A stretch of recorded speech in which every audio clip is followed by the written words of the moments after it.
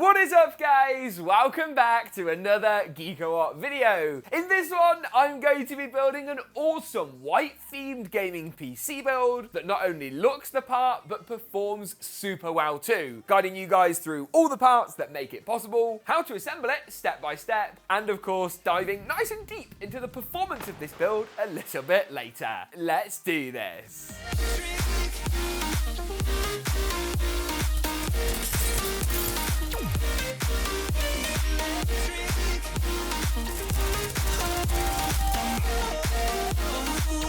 Let me start things off by talking you guys through my objectives for this build. Of course I want it to look good, hence going for this great white colour scheme, which I'll explain as we go, but I also want it to perform well not only for gaming, but also tasks like video editing, rendering, and you'll see that with some of the part choices that I've made. Now, let me start by walking through where shall we begin. Let's do motherboard, CPU, all of that jazz first of all. Now, this right here is the NZXT N7 Z790. This is a pretty middle of the road Z790 board, meaning it doesn't cost a fortune but still gives you overclocking for CPU and memory, decent connectivity, and a great looking design. Plus, it's available in white or black with NZXT's signature shielding or covers. I don't really know what to call it. I suppose the best way to explain is actually to unbox this board and show you firsthand what I mean. Here we go. Look at that. What that results in is a motherboard that looks like nothing else I've ever seen. All of these covers and stuff are actually removable, so you can take them off if you so wish and reveal all the PCB underneath. And contrary to what you might think from the video, these aren't like horrible plastic, they're actually metal and feel really, really high quality. They also serve a slightly practical purpose too, helping to protect the components underneath, I guess, and allowing for things like heat dissipation, especially on the M.2 one. Other notable features include USB-C on the front and rear panel, USB 3.2 Type-C Gen 2, plenty of connectivity, DDR5 RAM support, and of course the LGA 1700 socket that we'll be needing for the Intel processor in this build. Now, you heard me right, this is an Intel system. That is, weirdly enough, a little bit peculiar for the kind of builds I'm putting out at the moment. AMD have got such a stranglehold on the great value segment of the market across all the different price ranges that it's hard to recommend Intel for many systems at the moment. However, the i7-13700K, which provides a great balance between gaming and productivity performance, fits really well for this system. The extra cores over its AMD counterparts make it a worthwhile bet. And you certainly shouldn't discount Intel in the current landscape. Rumour is their refreshed 14th gen, which is coming soon, could be quite competitive, if a little expensive. So watch this space, as they say. Whether you're building an Intel or an AMD build at the moment, you'll want to go for DDR5 memory. It just makes the most sense. This system, you've got a couple of options. You could go for a high-end Dominator Platinum kit like this one, which I think I'm going to go for due to its awesome aesthetics. But if you're looking to build purely from a value point of view, I would say that the Vengeance lineup makes more sense. It's one of those cases where if you're not super bothered about how things look, go for the Vengeance. If you do want a bit more of a wow factor, go for the Dominator Platinum. And I can't lie, for this build today, I think I want a little bit of the wow factor. So I'm going to pop the Platinum in, and that's going to go in the 2nd and 4th RAM DIMM slots. While I'm here, I'm also going to add in the M.2 NVMe drive, and what better option than the Samsung SSD 980 Pro. This particular drive is available in 1, 2, 4 terabyte capacities, loads of options, and boasts speeds of well over 5-6 gigabytes per second. If you want a bit more wow factor, you can also step up to the newer 990 Pro, which is quite pricey, but I'll link latest pricing and availability for everything down below. I'll be popping it into the top slot on our N7 Z790 motherboard and returning the cover into place so that you don't even know that it's there. Before going any further with the motherboard, I do actually want to talk about the CPU cooler and prep some of the installation now. As a top tip, CPU coolers are often best started when the motherboard is out of the case and finished when the motherboard is in the case. Now, as far as coolers goes, there's a lot to talk about and digest here, so let me explain. Now, I've picked up the Kraken Z73 in white, but technically, and bear with me, NZXT have redone the entirety of the Kraken lineup, so I would recommend basically the new Kraken with the RGB fans in white and the screen. It looks virtually identical. They've changed the pricing, they've changed some of the options available, and they use the newer fans that NZXT have got, which apparently are better. Either way, I'll be using the older Kraken, linking to the newer Kraken, but if I hadn't told you, you probably wouldn't have been able to notice. So virtually the same, just a bit of a rebrand as far as I'm aware. They've just changed the box. I think that's all they have done, basically, change the box. Flip the motherboard to the rear and then add in this back plate. Lovely stuff. Just get all the screws lined up, pop it in, and then use the included male-to-male post to just screw into each of those holes now poking through the motherboard itself. And that's going to provide essentially all the basis that we need to install the cooler block itself a bit later. Once that's done, we're ready to move things on into the case, which in this build comes in the form of the NZXT H9 Elite. I really like this case for a number of key reasons. It obviously takes a bit of inspiration from a couple of other cases on the market, but NZXT have in all seriousness done a good job on the design. You've got this nice pillarless kind of fish tank aesthetic that everybody is going for nowadays. Plenty of scope for mounting your 360mm rad at the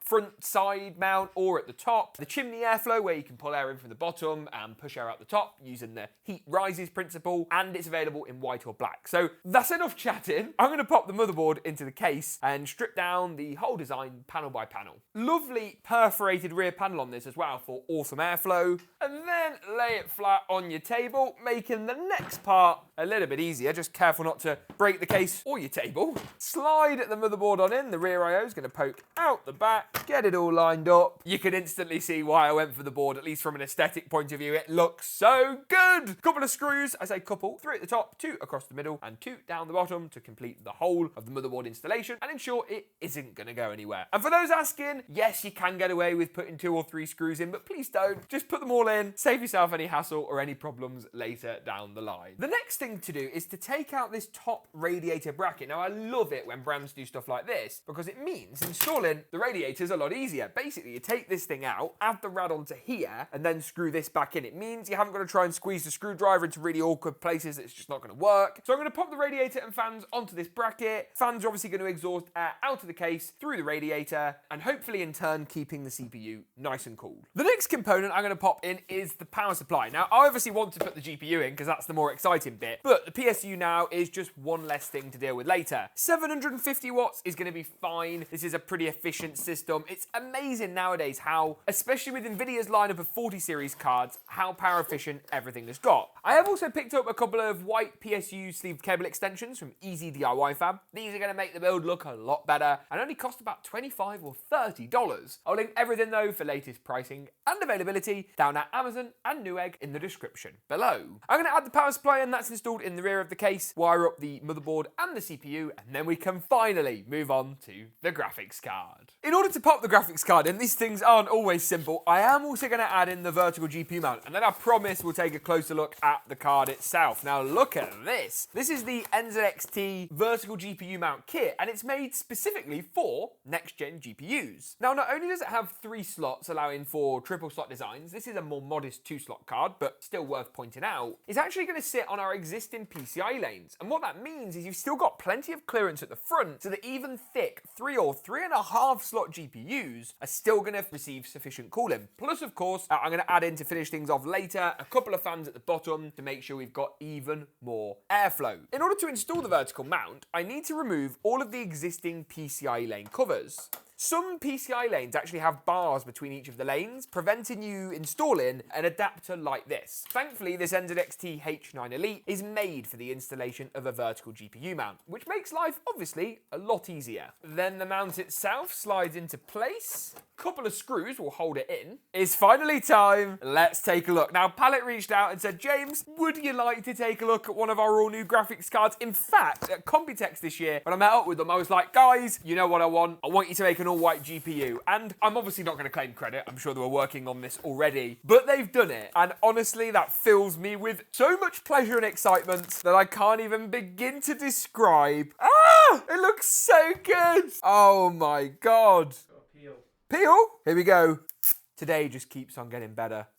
That is stunning. A completely white backplate, silver GeForce RTX text, a completely white front panel with the smallest silver accent. It is gorgeous. Let's just have a look at how this thing looks when it's in the case. Hats off to Palit, because that is a sight to behold. Now, the 4070 Ti is not actually a terrible card in the lineup. 12 gigs of VRAM. Yes, it's a little bit more pricey perhaps than some of the AMD alternatives, but I'm hoping that Palit will roll this white Gaming Pro cooler out to their whole lineup. A white 4090, white 4080 Palit, you know what to do. I really hope this sells well for them because it looks incredible, and that has to be one of the best looking white GPUs I have ever seen. Palit, amazing. If that isn't a good looking build, I don't know what is. I'm going to add some white fans at the bottom and then boot this up to check out performance. But first, a system that looks this good deserves one thing and one thing only. Don't go anywhere because there's a montage coming right up. That does look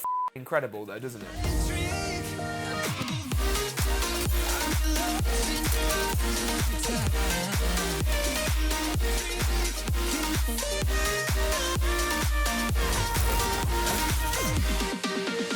The next thing to look at with this system is indeed the performance. And I'm going to start off by looking at some slightly easier FPS Battle Royale titles and work through to more complex, more demanding AAA games for good measure. We know the system looks good, but how does it perform? Well, let's start off with Apex Legends and find out. Here at 1440p high, the build pulled in a really impressive 232 FPS on average, with consistent 90 and 99th percentile results that indicated smooth frame rates with little deviation. All the frame rate data was gathered as usual with both MSI Afterburner's Reaver Tuner and Nvidia FrameView running at the same time. In Call of Duty's Modern Warfare 2 Remastered at 1440p high, the build also performed incredibly well. 160 FPS was good, but slightly better perhaps than I'd expected, with 147 and 131 for the 90 and 99th percentiles. Move through into our next title. It is of course the brand new Starfield at 1440p high, and the 4070 Ti based system here did struggle a little bit further, with only 77 FPS on average, but still did pretty well. That's not necessarily a slight on this system, more how difficult Starfield is to run, and as the driver optimizations improve, of course Starfield performance should be expected to get better. In Hogwarts Legacy at 1440p as well, another AAA title, the build did a bit better, 105 FPS on average, with 96 and 87 for the 90 and 99th percentile results, while in Warzone 2 at 1440p high, with DLSS enabled and set to quality, the build pulled in an incredibly respectable 145 frames per second on average. This is a build that really looks incredible, and I have to say, despite some of the controversy around the 4070 Ti,